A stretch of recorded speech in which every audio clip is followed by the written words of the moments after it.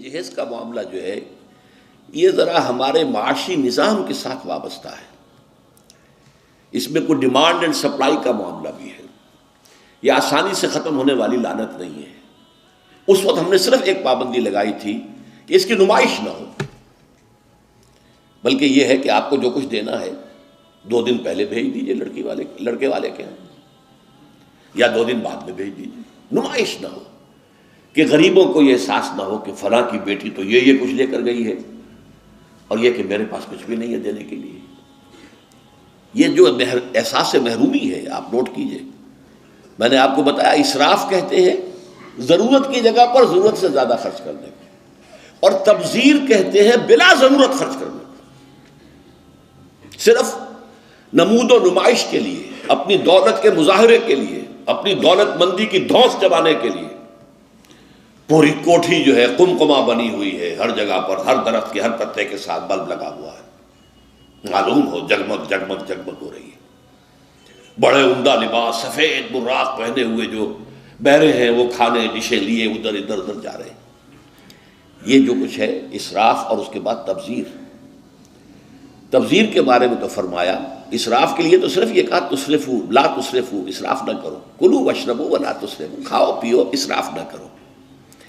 لیکن تبذیر کے بارے میں فرمایا ان المبذرین کانوا اخوان الشیاطین. یہ مبذر جو ہیں یہ تو شیطانوں کے بھائی ہیں. کیوں؟ کافی عرصے تک میرا ذہن اس پر اڑا رہا کیوں تشبیہ دی گئی. پھر بات کھلی سورہ مائدہ میں جا کر شراب کی حرمت کے ضمن میں الفاظ آئے انما یرید الشیطان ان یوقع بینکم العداوۃ والبغضاء فی الخمر والمیسر.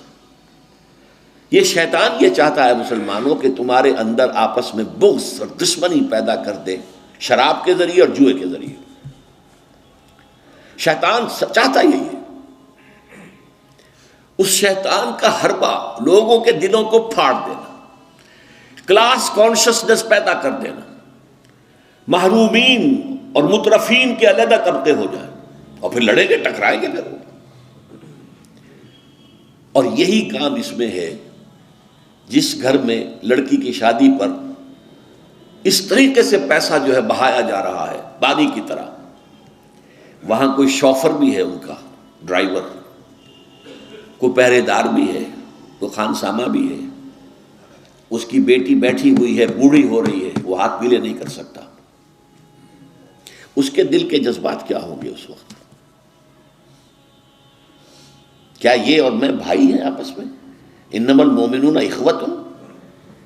یہ واز کہنے کی بات ہے، یہ سب ڈھکوسلے ہیں. انما المؤمنون اخوۃ، یہ ہم بھائی ہیں. میری بیٹی بوڑھی ہو رہی ہے، ہاتھ پیلے نہیں کر سکتا، اور ان کے ہاں دولت جو ہے وہ پانی کی طرح بہ رہی ہے. یہ دل پھٹ گئے کہ نہیں؟ یہ طبقاتی شعور ابھرا کہ نہیں؟ ان یوقع بینکم العداوۃ والبغضاء فی الخمر والمیسر. عداوت اور بغض اور دشمنی پیدا کرنے کے لیے. بہرحال 5ویں چیز میں عرض کر رہا تھا جہیز. اس زمن میں چونکہ ایک بہت بڑا مغالطہ ہمارے ہاں لوگوں نے پیدا کر دیا ہے، حضرت فاطمہ رضی اللہ تعالی عنہا کے جہیز کا ذکر کر کے. اسلام میں قطعاً کسی جہیز کا کوئی تصور نہیں. جو میں کہہ چکا ہوں فلسفہ یہ ہے لڑکی والے پر کوئی 1 پیسے کا بوجھ نہیں آنا چاہیے. حضرت فاطمہ کے جہیز کا معاملہ کیا تھا کہ ان کی شادی اس اعتبار سے یونیک تھی کہ لڑکی کے والد حضور اور لڑکے کے ولی حضور. حضرت علی کا اور کون تھا وہاں؟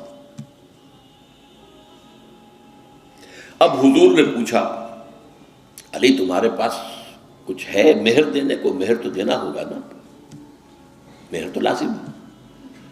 انہوں نے صاف ہاتھ چھاڑ دیے اپنے کہ میرے پاس تو کچھ بھی نہیں ہے. وہ تو فقراء صحابہ میں سے تھے، جیسا کہ میں نے آپ کو بتایا ابھی. ان کے پاس تو کوئی گھر بھی نہیں تھا. حجرہ بھی ایک انصاری صحابی نے انہیں دیا ہے کہ یہاں آپ اپنی بیوی کو رخصت کرا کے لے آئیں. کہا میرے پاس تو کچھ نہیں. فرمایا تمہارے پاس ایک زرہ ہوتی تھی؟ کہ جی ہاں زرہ تو ہے. انہوں نے کہا اصل میں سمجھا کہ زرہ تو ایک ہتھیار ہے، جہاد کے لیے ہے، وہ کوئی دولت تو نہیں ہے. آپ نے فرمایا جاؤ اسے بیچو. یا گروی رکھو قرض لے کے آؤ، لیکن مہر تو دینا۔ وہ گئے اپنی زرہ لے کر بازار میں آواز لگائی، حضرت عثمان نے خرید لیا 30 دینار یا درہم جو بھی ہے، اس میں رقم کا میں یقین سے نہیں کہہ سکتا، اور بعد میں پھر واپس کر دی۔ اس وقت اگر ویسے ہی دیتے 30 دینار یا 30 درہم تو حضرت علی کی جو غیرت ہے اور خودی ہے اس پر بوجھ پڑتا کہ اس نے مجھے خیرات دی ہے۔ اس وقت تو خرید لی تاکہ کوئی بوجھ نہ ہو، میں نے زرہ بیچی ہے، پیسے لیے، بعد میں واپس کر دی ہدیۃً کہ یہ آپ کی زرہ واپس۔ وہ لا کے حضور کے سامنے پیسے رکھ دیے گئے۔ حضور نے کچھ تو گھر کے اندر بھجوائے کہ فاطمہ کے لیے کوئی خوشبو، کوئی تیاری، کوئی اچھے کپڑے کو بنائے، اور باقی سے وہ سامان بنا دیا۔ ایک گدا جس میں کھجور کی چھال بھری ہوئی تھی، 2 تکیے کھجور کی چھال کے، ایک مشکیزہ پانی لانے کے لیے کنویں سے، ایک چکی جو یا گندم جو بھی ہوگی پیسنی ہوگی، 1-2 معمولی سے برتن، بس یہ ہے جہیز۔ اور یہ حضرت علی نے جو مہر کی رقم پیش کی تھی اس میں سے حضور نے بنا کر دیا۔ وہ رقم جو ہے حضرت فاطمہ کا حق تھا نا، مہر تو لڑکی کا حق ہے، اسی کے گھر کا سامان بنا دیا۔ اپنے پاس سے حضور نے 1 پیسے کی کوئی شے نہیں لی۔ اس کے لیے یہ بھی دلیل نوٹ کر لیجئے کہ حضور کی اور بھی تو بیٹیوں کی شادی ہوئی کہ نہیں۔ حضرت عثمان کے گھر میں 2 بیٹیاں گئی ہیں حضور کی۔ پہلی بیٹی تو خیر مکے میں گئی تھی، ابھی شاید وحی کا آغاز بھی نہ ہوا ہو، میں یقین سے تو نہیں کہہ سکتا، ہو سکتا ہے کہ حضور کی نبوت کے ظہور سے پہلے شادی ہوئی ہو سکتا ہے، ممکن ہے، لیکن ایک شادی تو مدینے میں ہوئی ہے، اور حضرت عثمان کا گھر بھرا ہوا، ہر شے کا سامان موجود ہے، سامان جگہ موجود ہے، کسی جہیز کا کوئی تذکرہ ملتا ہے؟ تو یہ جہیز نہیں تھا، یہ خالص ہندوانہ تصور ہے۔ اور اس کی وجہ کیا ہے؟ وجہ یہ ہے کہ ہندوؤں میں لڑکی جو ہے، بیٹی جو ہے، وہ وارث نہیں ہے، اسے وراثت میں کوئی حصہ نہیں ملتا، لہذا جب اسے گھر سے رخصت کر رہے تو وہ دان دہیج، یعنی یہ ایک خیرات ہے جو دے رہے ہیں، لڑکی کا حق کوئی نہیں ہے۔ بلکہ راجپوتوں وغیرہ میں تو ہندوؤں کے اندر آپ کو معلوم ہونا چاہیے، لڑکا بھی صرف بڑا لڑکا وارث ہوتا تھا تاکہ زمین کے ٹکڑے نہ ہوں۔ 10 مربع ہیں تو 10 مربع ہی جائیں گے، چھوٹے بھائی بھی اس کے کمی کاری ہوتے تھے، بس ان کا کوئی حق نہیں۔ یہ اس اپنی فیوڈلزم کو برقرار رکھنے کے لیے، ورنہ 10-12 بچے ہو گئے، تقسیم ہو گیا تو فیوڈلزم تو ختم ہوا۔ پھر ہندوؤں کے ہاں تو یہاں تھا کہ لڑکی کا تو اس کو سوال ہی پیدا نہیں ہوتا کہ اس کا کوئی حق ہو، تو اسلام نے حق دیا ہے، لیکن یہ ہے کہ اس کا حق ہے، باپ فوت ہوگا اس کی وراثت میں سے حصہ اسے ملے گا، مما قل منہ او کثر، چاہے زیادہ ہو چاہے کم ہو، فریضۃ من اللہ، اللہ کی طرف سے فرض ہے، یہ لازم ہے۔ ماں فوت ہوگی، ماں کے اگر کوئی ہے وراثت ہے، اس میں سے بیٹوں کو بھی، بیٹی کو بھی حصہ ملے گا۔